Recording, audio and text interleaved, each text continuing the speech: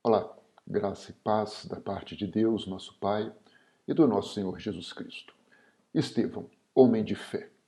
Você sabia que Estevão foi um dos 7 primeiros diáconos da igreja?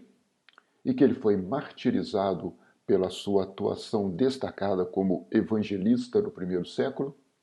Quer conhecer mais sobre a vida deste homem de Deus?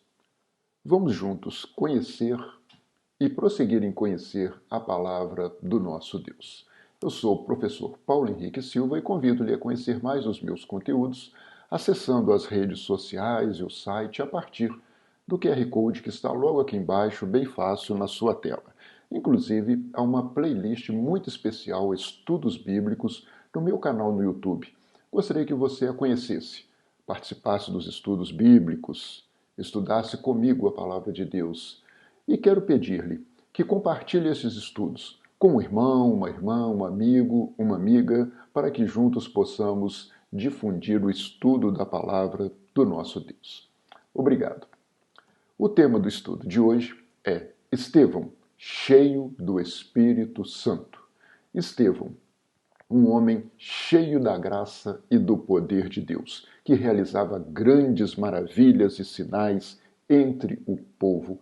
Um exemplo de fé, um exemplo de determinação, um exemplo daquele que dedicou a sua vida para o serviço, para a causa do reino de Deus, cheio da graça, do poder, do Espírito Santo de Deus. Um exemplo para nós, para os dias de hoje, para a nossa igreja, para você e para mim.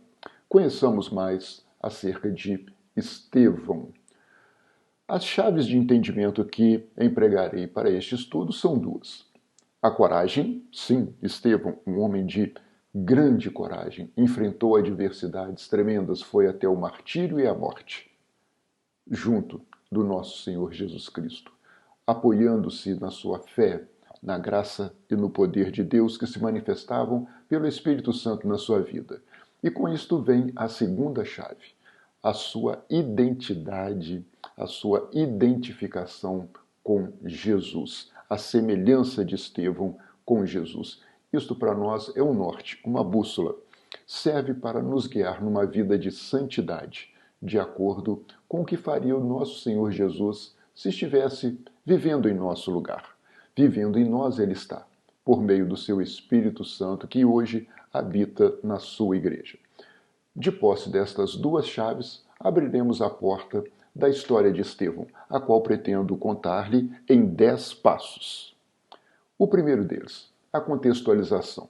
De que momento estamos falando? Primeiro século, início da igreja, estamos em Jerusalém, houve o Pentecostes, houve a descida do Espírito Santo, os apóstolos e os discípulos se reuniram, foram agraciados com o Espírito Santo de Deus e começaram o trabalho de pregação da palavra e de constituição de uma comunidade cristã.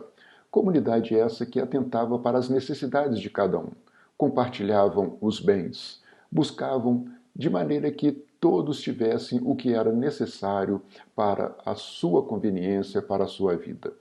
Era um momento de crescimento da igreja, um momento de organização, um momento em que era necessário método, empatia, amor e grande fraternidade e comunhão cristã. Estava a igreja posta em Jerusalém. Num dado momento, crescendo o número de discípulos, os judeus de fala grega, entre eles, queixaram-se dos judeus de fala hebraica, conforme relato de Lucas em Atos capítulo 6. Judeus de fala grega, aqueles que haviam se convertido a Cristo a partir do judaísmo, que falavam o grego, eram provenientes de outras províncias romanas. Eram judeus provenientes da dispersão e não judeus nascidos em Israel. Ao passo que o aqui mencionado por Lucas como judeus de fala hebraica seriam exatamente estes, judeus que nasceram na província romana de Israel. Os judeus de fala grega, os judeus helenistas, helenizados, judeus da dispersão, queixavam-se porque as suas viúvas estavam sendo esquecidas na distribuição diária de alimento.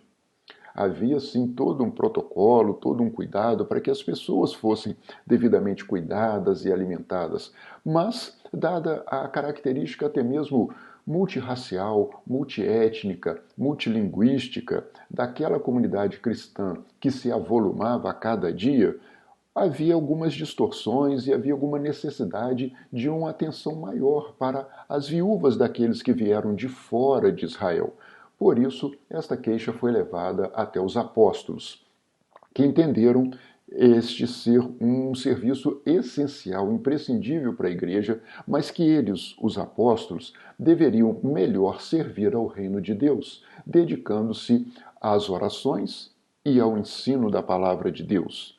Portanto, deveriam ser designados alguns membros da comunidade como uma comissão especial para cuidar do serviço da distribuição de alimentos, para o cuidado com todos aqueles que se uniam à comunidade.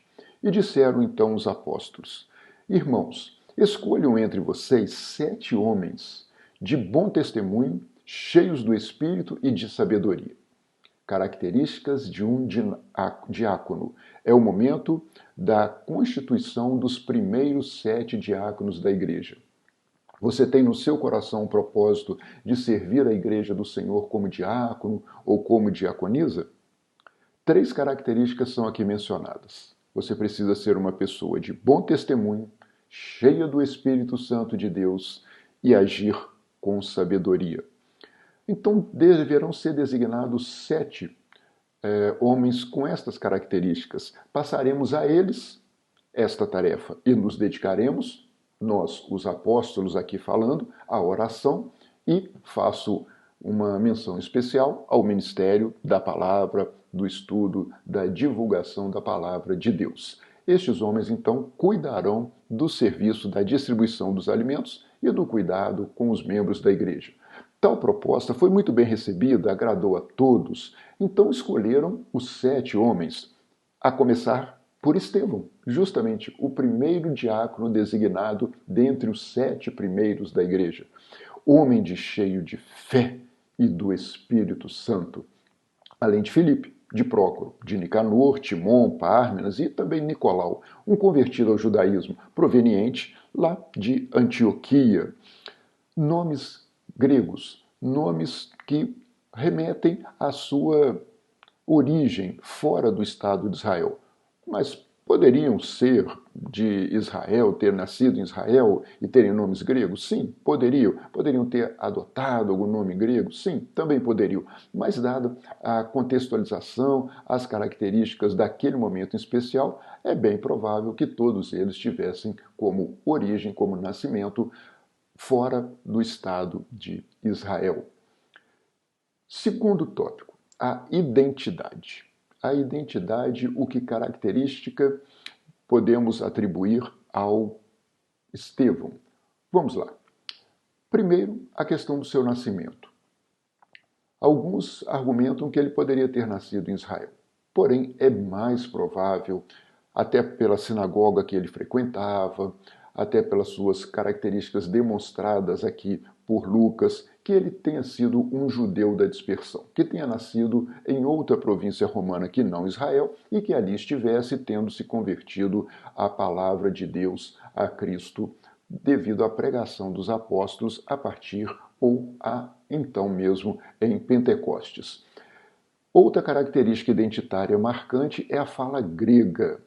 Um homem com habilidades linguísticas, falando grego, também isto é relevante para a disseminação da palavra de Deus, visto ser o grego a língua corrente no Império Romano, a língua comercial, a língua que era praticada em diferentes partes daquele vasto império. Terceira característica, o seu próprio nome, Stéfanos, do grego Stéfanos, que significa coroa ou aquele que é coroado. Estevão, no seu próprio nome vem a marca da coroa. E podemos fazer menção aqui a Apocalipse 2,10, você já conhece certamente esse versículo. Não tenha medo do que você está prestes a sofrer. Seja fiel até a morte, e eu lhe darei a coroa da vida. Então aquele cujo nome de batismo é a coroa ou coroado, foi fiel até a morte. Sim, foi martirizado pela causa de Cristo e certamente recebeu do nosso Senhor Jesus a coroa da vida, designado como diácono, pregador da palavra, o primeiro mártir do cristianismo. Estevão, do nosso Senhor, certamente recebeu a coroa da vida. Terceiro aspecto que vamos estudar sobre Estevão: os dons a ele atribuídos por meio do poder do Espírito Santo de Deus. Estevão era cheio. Cheio do quê? Em primeiro lugar, do Espírito Santo, conforme nos diz Lucas em Atos 6, 3 e 5. Um homem cheio do Espírito Santo, também cheio de sabedoria, sabia distinguir as coisas, sabia ter uma posição ponderada, equilibrada, de estratégia, com um pensamento claro e objetivo. Era um homem de fé, uma fé inabalável em Cristo, conforme Atos 6, 5. Um homem de grande poder. E podemos aqui atribuir este poder a ser também um homem de oração. O poder vem a partir da oração. Como anda a sua vida de oração? Note que a oração contribui para que você seja cheio do Espírito Santo, para que você tenha sabedoria e que aumente a sua fé.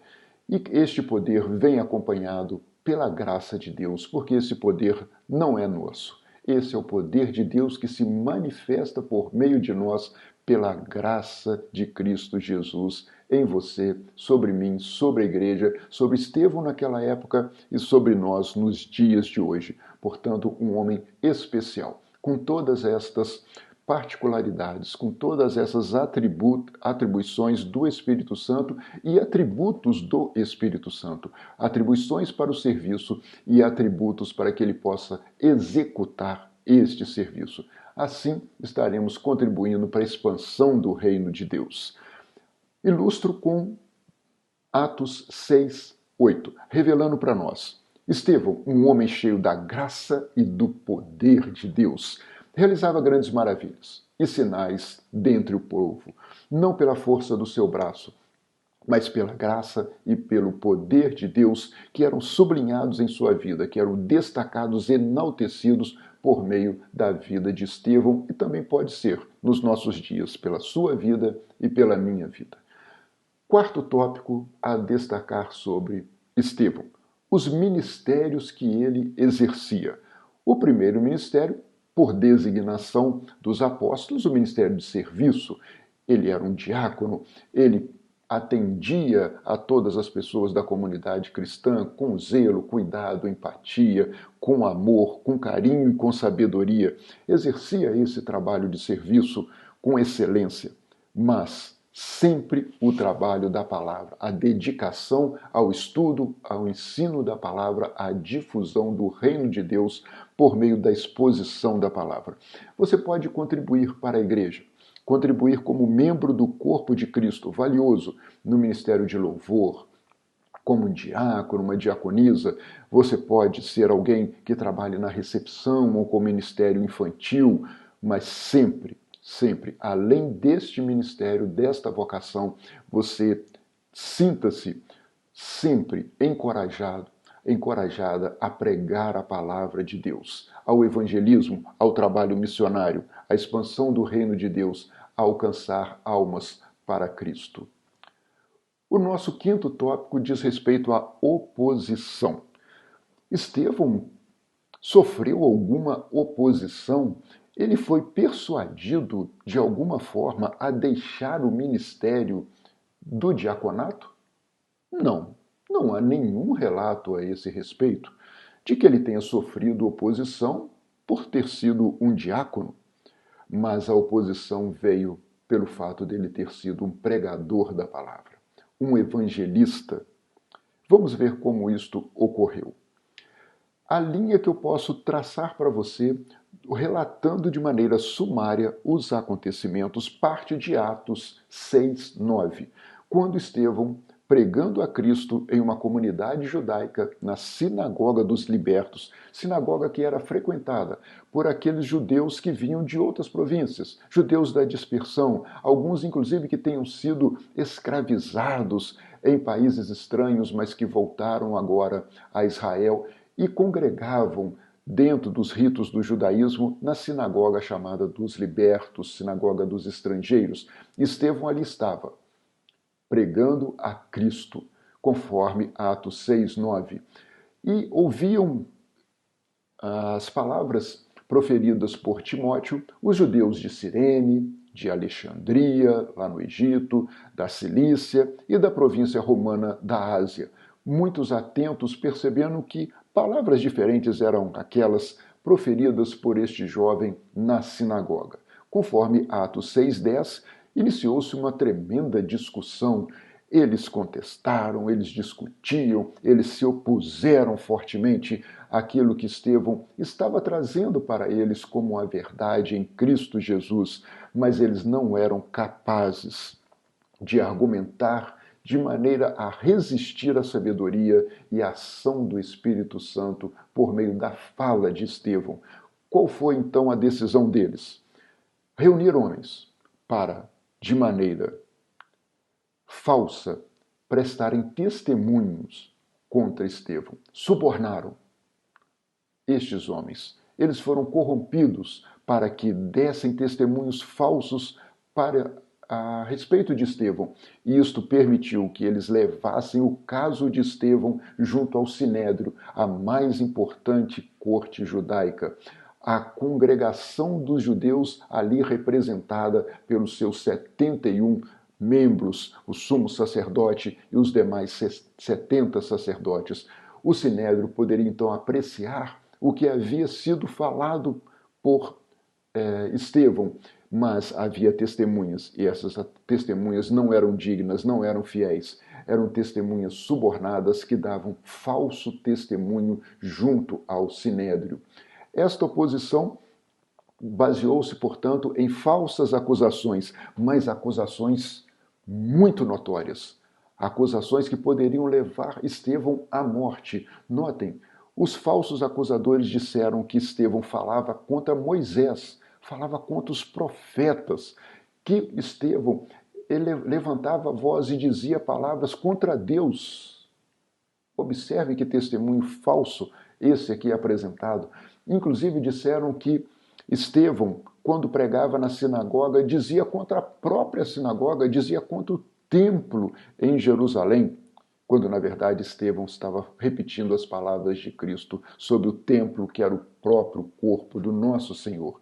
E ainda acrescentavam a falsa acusação de que Estevão estava se manifestando contra a lei. Reúna todo esse cabedal de acusações contra os profetas, contra Moisés, contra Deus, contra o templo e contra a lei. Isto era muito claro para aqueles que ouviam que Estevão estava desvirtuando-se da fé judaica, que Estevão merecia a morte, que ele deveria ser martirizado, e as falsas testemunhas estavam ali, infiéis, injustas, mas apresentando acusações de caráter de morte, direcionadas a Estevão junto ao Sinédrio. Isto era relevante e notório a todos. Estevão teve a oportunidade de apresentar a sua defesa.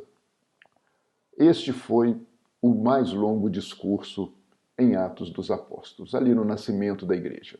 Um longo, elaborado e sábio discurso, focado na palavra de Deus e também num conhecimento profundo, um vasto repertório de Estevão sobre a história do povo judeu e como toda esta história culminava, toda essa história era direcionada para Jesus, a começar dos patriarcas de Abraão, falando sobre José, os profetas, partindo de Moisés, a formação do povo de Israel, os reis Salomão e Davi.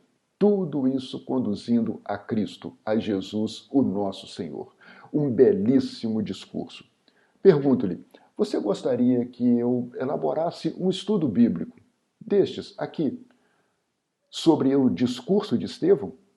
sobre a defesa de Estevão? Você gostaria de perceber como Estevão argumentou em sua defesa e como ele contou toda esta história que nos levou a Cristo?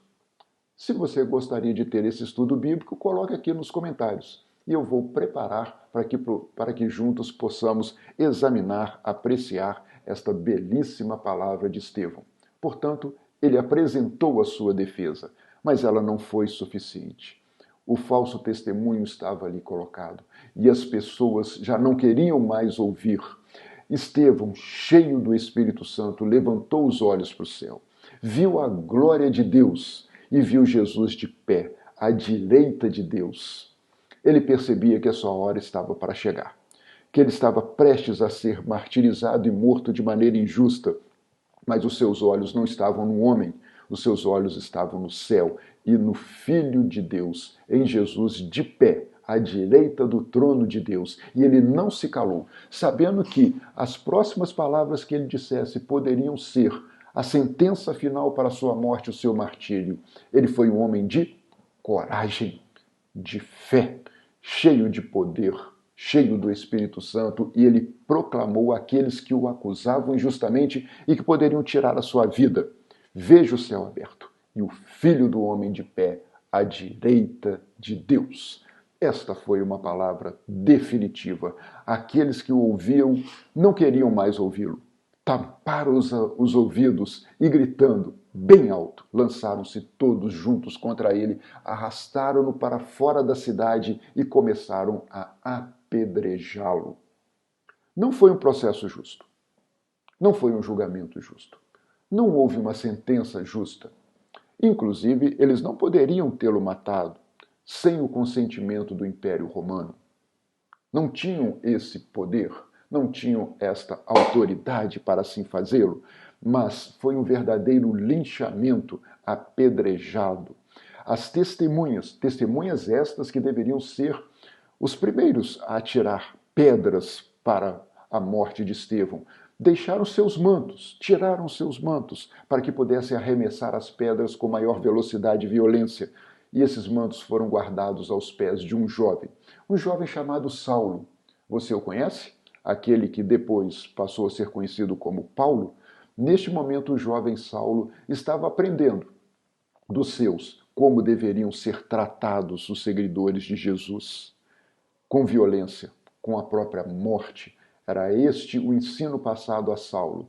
E foi isto que ele, no início, fez, como um tremendo perseguidor da igreja, mas que acabou sendo convertido a Cristo no evangelismo pessoal do Senhor Jesus com Saulo. Mas isto é uma outra história. Quem sabe você gostaria de ter também um estudo bíblico específico sobre a conversão de Saulo no caminho de Damasco? Coloque aqui nos comentários.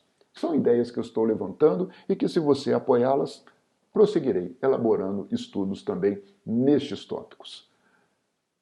Oitavo item, o clamor. O clamor no martírio, o clamor no momento da morte. Foi um clamor de lamúria, de murmúrio, de lamentação, de desesperança, de arrependimento de ter pregado a palavra? Nada disso. Muito ao contrário. Estevão, neste momento, evocou a Deus e ao Senhor Jesus. Vamos colocar aqui em uma tríade o clamor apresentado em oração. Primeiro aspecto, nesse momento difícil, derradeiro de sua vida, momento mais importante, ele ora. O poder da oração em tempos de adversidade, de oposição em tempos difíceis. Como anda a sua vida de oração? Segundo vértice dessa tríade, Atos 7,59, a oração, o clamor por si mesmo. Você pode, deve orar a Deus por si próprio. Senhor Jesus, recebe o meu espírito. Neste momento final da minha vida, eu entrego o meu espírito a Jesus. Terceiro aspecto, o clamor pelos outros, em especial aqui o clamor pelos seus algozes, por aqueles que estavam a um passo de tirar a sua vida. A oração de Estevão a Deus é: Senhor, não os culpe, não os consideres culpados deste pecado de morte, deste pecado pela injustiça praticada contra mim. Estevão clama a Deus para que não culpe aqueles que o estavam matando. A oração, o clamor por si, o clamor pelos outros, o clamor pelos próprios inimigos. E assim, sendo apedrejado até a morte, Estevão adormeceu. E nós, os que estivermos vivos, que ficarmos até a vinda do Senhor, não precederemos os que dormem. 1 aos Tessalonicenses, capítulo 4. Quem escreveu isso?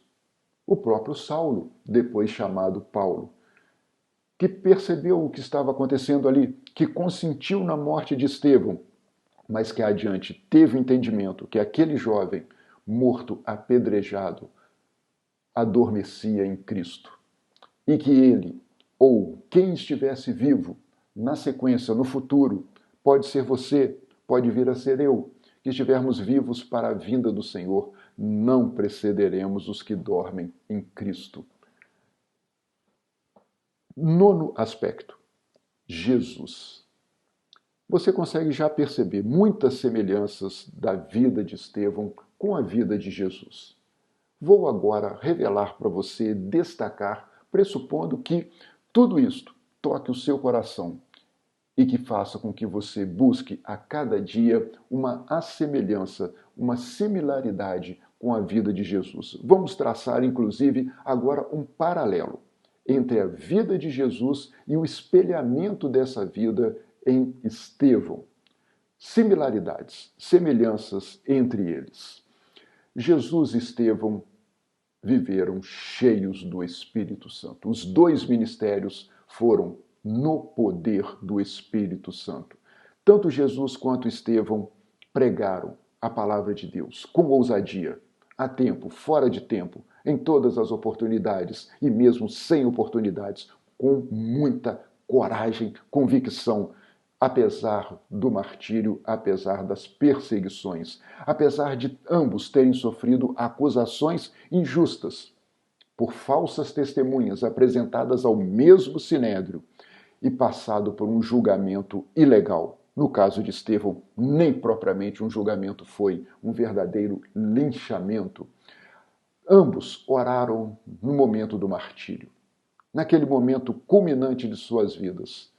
No martírio, eles elevaram seus pensamentos, seus corações a Deus e pediram perdão pelos seus algozes, para que Deus não atribuísse esse pecado, esta culpa, àqueles que injustamente tiravam as suas vidas. Jesus e Estevão, ambos entregaram o seu espírito no momento da morte. Jesus entregou o seu espírito a Deus e Estevão entregou o seu espírito a Jesus. Experiências maravilhosas. Exemplos de vida para todos nós nos dias de hoje. Jesus e a igreja. Quais foram os desdobramentos da morte de Estevão? O que ocorreu com a igreja primitiva a partir deste momento de tamanha primazia, um momento inédito em que, ao primeiro martírio de um cristão, ainda ali em Jerusalém. O que sofreu a igreja a partir disto e qual foi a reação, o seu comportamento? Saulo estava ali, consentindo na morte de Estevão, e a história da igreja nunca mais foi a mesma. A história da igreja, do cristianismo, mudou a partir daquela visão que Paulo teve da morte de Estevão e depois da visão do próprio Senhor Jesus no caminho de Damasco, que falou com ele, aquela luz que o cegou e que mudou totalmente a sua vida e a história do cristianismo. Naquela ocasião, a partir da morte de Estevão, desencadeou-se uma grande perseguição contra a igreja, partindo de Jerusalém, e todos, exceto os apóstolos, os sustentáculos da igreja, os pilares da igreja do Senhor, os apóstolos ficaram em Jerusalém, mas todos os demais foram dispersos pelas regiões da Judéia e de Samaria. E estes irmãos e irmãs cristãos, naquele momento, que eram lançados fora de Jerusalém, que precisaram fugir de Jerusalém, que estavam sofrendo intensa perseguição, que foram dispersos pelo mundo romano, calaram-se? O contrário. Todos aqueles que haviam sido dispersos pregavam a palavra por onde quer que fossem. Qual o resultado da perseguição à igreja após desencadeada pela morte de Estevão? A expansão do evangelho pelo Império Romano. Mas aqueles que foram dispersos não ficaram amedrontados? Eles não viram o que aconteceu com Estevão e que poderia vir a acontecer com eles também? Coragem, poder e graça, cheios do Espírito Santo. A dispersão da igreja, em lugar de amedrontá-la, aumentou a sua coragem, a sua ousadia e ampliou, estendeu o Evangelho de Deus pelo Império Romano. Aqueles dispersos, a exemplo de Estevão, tiveram a coragem de pregar o Evangelho apesar da perseguição, da oposição e das ameaças de morte. Notem que isto aconteceu em Jerusalém, na Judéia, em Samaria e até os confins da terra. Porque, conforme Atos 1:8, eles receberam o poder para testemunhar de Cristo em todos os lugares, por onde quer que fossem. E assim cumpriram o ide, a missão designada a cada um de nós pelo Senhor Jesus. Finalizando, reflita comigo em Mateus 10:39. Quem acha a sua vida, quem busca a sua vida, quem encontra na sua própria vida o significado, quem se auto-significa, quem entende que a sua vida é aquilo que ele faz e que ele deve fazer da sua vida aquilo que bem entende, quem tem significado em si mesmo, a perderá. A perderá nessa busca constante de prazeres, de satisfação de desejos próprios. É uma busca que não traz fruto, uma busca que não traz resultado. Não ache significado na sua vida em si mesma, mas quem perde a sua vida, nesse sentido metafórico, de deixar tudo aquilo que lhe parece ser tão relevante assim, tão importante assim, e passa a entender que a importância reside no reino de Deus, na expansão do reino de Deus, na causa de Cristo, este sim encontrará significado na sua vida. Significado que tem um nome: Jesus. Muito obrigado por participar comigo de mais este estudo bíblico. Que o Senhor lhe abençoe e lhe guarde. Até um próximo estudo, se assim for da vontade do Senhor nosso Deus. Tchau.